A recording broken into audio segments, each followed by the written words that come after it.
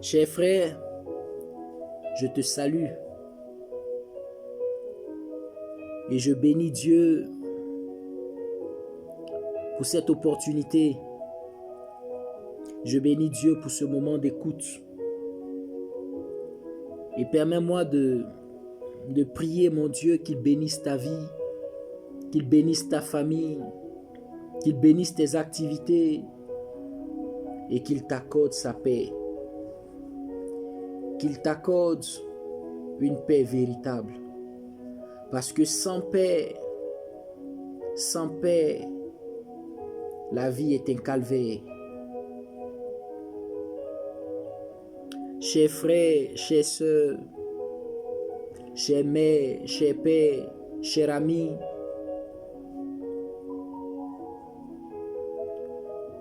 à toi qui m'écoutes actuellement, permets-moi de partager avec toi un petit message. Un petit message sur un sujet qui me semble important. Combler le vide. Combler le vide. La vie me semble être une question de combler le vide. Combler le vide aujourd'hui est vraiment une question centrale, un point central aujourd'hui. Il me semble que la vie se résume à combler un vide. Tout ce que nous faisons aujourd'hui, il me semble que tout se résume à combler un vide aujourd'hui. On se lève le matin, on a 8 heures, 10 heures de journée devant nous et on essaie de combler, de nous occuper au maximum. Certains ont un calendrier bien tracé, certains ont un agenda déjà bien défini, certains même savent à l'avance comment est-ce qu'ils vont passer la prochaine semaine, les 10 prochains jours, le mois à venir, à quoi est-ce qu'ils seront occupés. On essaie tous de s'occuper afin que la vie ne soit pas un calvaire, que la vie ne nous soit pas pénible. On s'occupe à tout. On se trouve des activités, on s'occupe au travail, on s'occupe à vaquer à des occupations. Certains sont passionnés pour la musique, certains pour la danse, certains pour le sport, d'autres encore pour la lecture, certains pour la télévision, d'autres pour la politique. Et tout cela sert quelque part à combler un vide que nous avons. Laissez-moi vous raconter l'histoire d'une femme, il y a de cela plusieurs années, qui elle aussi, comme nous, a cherché à combler le vide qui était en elle. Cette femme est allée un jour chercher de l'eau près d'un puits. Et elle a vu un homme qui était assis près de ce puits, qui lui a demandé de l'eau à boire.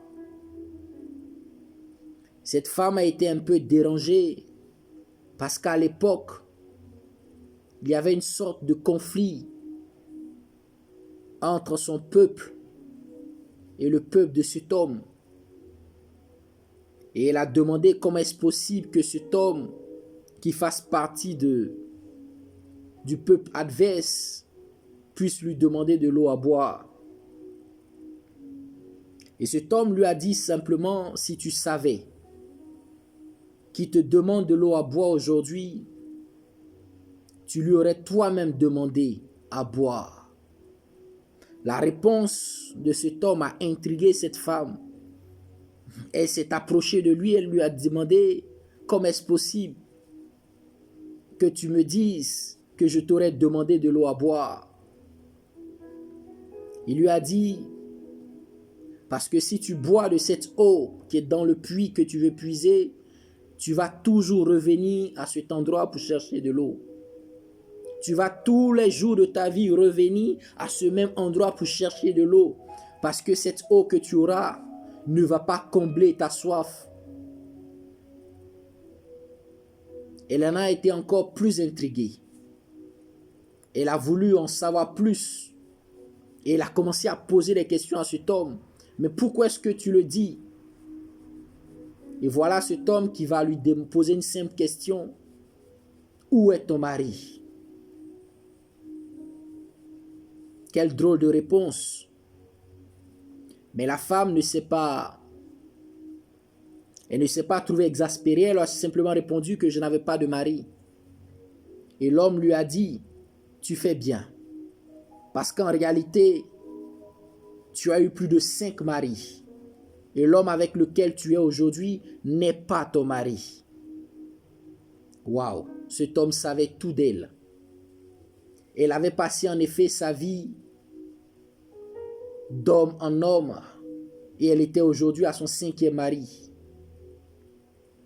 Et en réalité, cette femme cherchait à combler un vide en elle. À travers toutes ces relations maritales qu'elle avait, elle cherchait l'amour d'un homme. L'amour d'un homme qui pouvait combler le vide qu'elle avait en elle. Elle sentait en elle le besoin de se faire aimer. Elle avait en elle le besoin de voir un homme prendre soin d'elle, de la chérir, de s'occuper d'elle jusqu'à la fin de ses jours. Hélas, elle était passée d'homme en homme jusqu'à être aujourd'hui au 5e homme. Toujours pas de satisfaction. Et aujourd'hui, elle vient chercher de l'eau. Un homme lui dit, même cette eau ne pourra pas te satisfaire. Frère, laissez-moi vous dire que nous avons tous en nous un vide, un besoin que nous voulons combler. Et nous essayons de combler ce vide, ce besoin de diverses façons. La passion, la musique, les jeux, les amitiés, les rencontres, les maquillages, la politique, toutes sortes de sujets, les affairages comme on dit, des sujets dont il faut débattre tous les jours. Il faut se réveiller le matin, il faut trouver un sujet pour combler un vide en nous. Il faut s'occuper. Je veux vous dire ce jour que tout comme cette femme, peu importe la réponse que nous allons trouver au vide qui est en nous, ce vide va toujours exister. La raison est toute simple. Parce qu'en réalité, le vide qui est en nous, il est comme un puits sans fond. Le vide qui est en nous, il est plus profond que les abîmes. Le vide qui est en nous, personne n'a jamais vu le fond. Le vide qui est en nous, il ne peut être satisfait, il ne peut être comblé à partir de tout ce qui existe sur cette terre. Parce que le vide qui est en nous, il est spirituel. Le vide qui est en nous ne peut être comblé avec les choses matérielles de ce monde, avec les activités de ce monde. Tout homme qui n'a pas Dieu dans sa vie a un vide en lui qui doit être comblé. Mais ce vide ne peut être comblé que par une seule chose. Que par une seule chose, l'amour de Dieu. Ce vide qui est en nous ne peut être comblé que par un seul nom, le nom de Jésus-Christ. Le vide qui est en nous ne peut être comblé que par une seule vérité, la vérité de Dieu. Le vide qui est en nous ne peut être comblé que par une seule parole, la parole de Dieu. Le vide qui est en nous ne peut être comblé que par une seule réalité, la réalité du salut en Jésus-Christ. Frères, sœurs, chers parents, chers jeunes, chers adolescents, mères de famille, pères de famille, si vous m'écoutez aujourd'hui, sachez que des hommes avant nous ont cherché à combler ce vide, mais ils n'y sont pas arrivés. Et aujourd'hui, Dieu nous dit que le vide qui est en homme, il est spirituel. Et pour le combler, il faut Jésus-Christ dans ta vie. Parce que Jésus-Christ est la réponse au vide spirituel qui est en vous. Si aujourd'hui, vous donnez votre cœur à Jésus-Christ, il va venir dans vos cœurs et il va combler le vide qui est en vous. Vous savez certainement de quoi je parle. Il y a ce vide qui ne vous quitte pas. Vous vous êtes beau à donner à toutes sortes d'activités. Vous avez eu toutes sortes de biens. Vous avez eu toutes sortes de relations. Vous avez eu toutes sortes de bagues magiques, d'amulettes, toutes sortes de choses de ce monde terrestre, de l'argent, des femmes, des biens, des amis, des camarades, des copains, des copines, toutes sortes de musique païenne, toutes sortes de sons comme on le dit, les DJ, toutes sortes de nouvelles musiques, toutes sortes de nouveaux sons comme on le dit, toutes sortes de matchs de football, toutes sortes de passions à assouvir. Mais le vide est toujours là. Il est toujours là, ce vide. Je vous invite à le combler par Jésus-Christ. Parce que quand Jésus-Christ entre dans le cœur de quelqu'un, il n'y a plus de vide. Il n'y a plus de vide. Parce que Jésus-Christ, c'est l'éternité. Jésus-Christ est l'éternité. C'est l'éternité. Et Dieu vous dit que le vide qui est en vous, qui est semblable à ce puits sans fond, il faut le combler avec l'éternité. Et l'éternité qui va commencer sur la terre et qui va s'achever, qui va continuer même après la mort. Cher ami, je vous invite à combler le vide qui est en vous avec le nom de Jésus-Christ. Parce qu'il n'y a sous les cieux aucun autre nom qui ait été donné aux hommes par lequel les hommes puissent combler ce vide. Vous avez besoin de Jésus-Christ. Et si vous sentez en vous-même effectivement ce vide, la présence de ce vide, et qu'il vous faut ce Jésus-Christ, je vous invite à faire avec moi cette prière.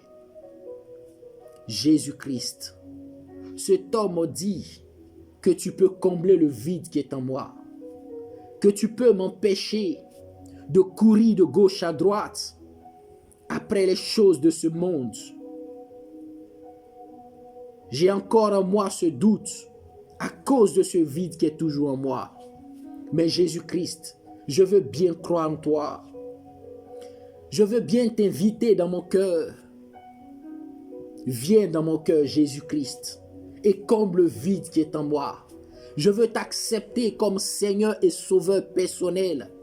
Viens dans mon cœur et comble le vide qui est en moi.